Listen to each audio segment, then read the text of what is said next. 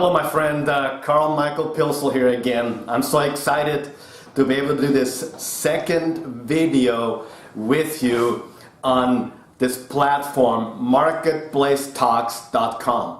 Today, I'm actually in Gary Schotten's office here in Broken Arrow, Oklahoma, and I get to speak to you again on something that's very, very important to me, very, very close to my heart. I hope you saw the first video. If you didn't, please go back and watch the first video where I spoke on being principle-centered, building on principles, not tips, tricks, strategies, and methods. Those things are good. We want to use new strategies, new methods, new tricks, new tips, but our foundation has to be principles. So today, I'm so excited to talk to you about something that I have learned throughout my life. It is kind of a principle. It is the way I see and react to failure and disappointment. I see this all over. People are scared of disappointment. People are scared of failing, and you do not need to be. When I studied successful people, I look for clues. I look for things they do. Actually, one point right here is very important. When you study a successful person, whether in business or in leadership or in sports, don't copy what they do. Copy or find out how they are thinking. See, most people make the mistake that they see somebody successful and they try to copy what this person is doing. And some people fail miserably because you cannot copy somebody exactly. It's not what you want to do to reach your calling, to reach your vision, your goals, your mission in life. Don't copy people, but find out how people are thinking. When I see a leader, when I see a really, really successful athlete, I want to get into their mind. I want to find out, how does this person think to be world class, to be a champion? The same is true in business. I may not copy somebody totally, but I want to find out, how does this person think? And here's what I found out. One of the great things that successful people, leaders, business people have, really truly successful people have, is the way they see failure, number one, the way they see failure, the way they interpret it, and number two, how they react to failure. Now let's talk about the first point real quick. How do you see failure? How do you see disappointment? Does it crush you? When you fail, when you make a mistake, when you're disappointed by somebody else, or maybe even when you disappoint yourself, you've done that for sure. Do you feel like your world is falling apart? Do you feel crushed? Do you feel like you are a failure? Or do you see the failure as something that has happened? Zig Ziglar, one of my first mentors, said, failure is an event. Failure is never who we are, never a person. So don't take it personally. See, successful people in business, in sports, in leadership, they have a different perspective on failure. They know that failure and disappointments is necessary to reach success. One of my other mentors I mentioned last time is John Maxwell, but he wrote a book called Failing Forward. So every time you fail, you have the opportunity to go forward, to advance. And when you fall down, be so smart and pick something up on the way up. When you're lying on the floor, when you're lying on the ground, when you fell, pick something up as you go back up.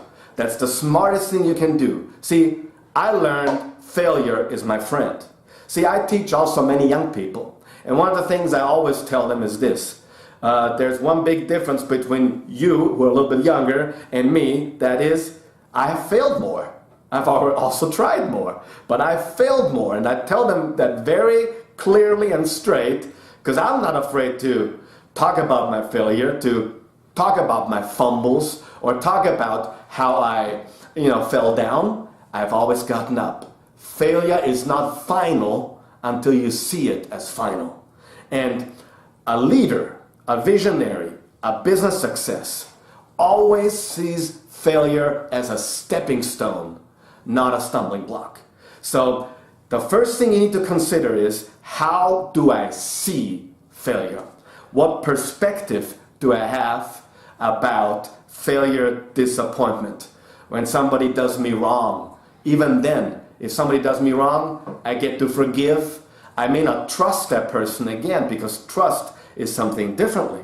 But I forgive immediately, and even my worst enemies have helped me. Even people who tried to harm me have helped me, because they make me better. They make me stronger. They make me more resilient. They make me more determined. See, failure does that to you when you don't let it get to you, but you let it bring you to the next level. So that's number one. How do you see failure? Number two, how do you react to failure? See, that's the second thing that successful people do in all arenas of life. They have a different reaction to failure. Actually, to me, it's more being proactive. See, reactive is more negative. People react to life. People react in a negative way. See, sometimes life gives us lemons. Sometimes life gives us cherries. But even if I get a lemon, I choose to make lemonade out of it.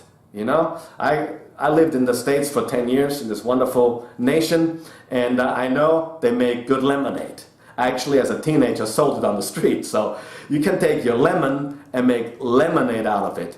The question is not what happens to you. The question is, what do you do with what happens to you? I've learned this in life. Everything, now listen to me, everything in life has two sides. Everything. Everything has two sides, a good side and a bad side. Sometimes it's 80% good and 20% negative. So it's a thing, it's almost only good, only positive, but there's a little negative in it. But there's still people who experience something that is really good, and they have the gift to focus on the 20% negative. I don't know how they do it, but they do it. Sometimes it's only 20% positive and 80% negative. And I've learned to focus on the 20%, because I know what I focus on grows. What I focus on gets bigger. I put my focus on the 20% that is good and right and positive. That will grow. Sometimes in life, and I've experienced disaster, I've experienced tragedy, I've experienced failure in a big way, financially, in business, even personal things, tragedy, and you think there's nothing good. It's all bad. But truly, if you look, it may be 99% bad, but there may be 1% good in it. Even if I find the 1% good in a situation, I will focus on the 1%. Right before I have this talk, I had lunch with Gary, and he told me that an employee, whose name I won't mention, I don't even know his name, but he told me made a big mistake. And he said to Gary, will you fire me now? He says, why would I fire you now? I just invested a big chunk of money into your future. I just paid your tuition. See, that's the way we look at it. One of the IBM CEOs did the same thing with a guy who made a $10 million mistake. And he came in to resign. And the boss said, no way, you're not resigning now. We just invested into your future. See, mistakes, failure, all these things are really stepping stones to the top. So these are the two things I want you to consider and rethink in your life. It's till it becomes second nature. See, to me, I don't have to think about thinking this way. This is second nature to me. I came to program my mind that there's something good in everything. And failure serves me. Failure is my friend. It makes me better, stronger, and it's stepping stones on the way to the top. I'll see you next time.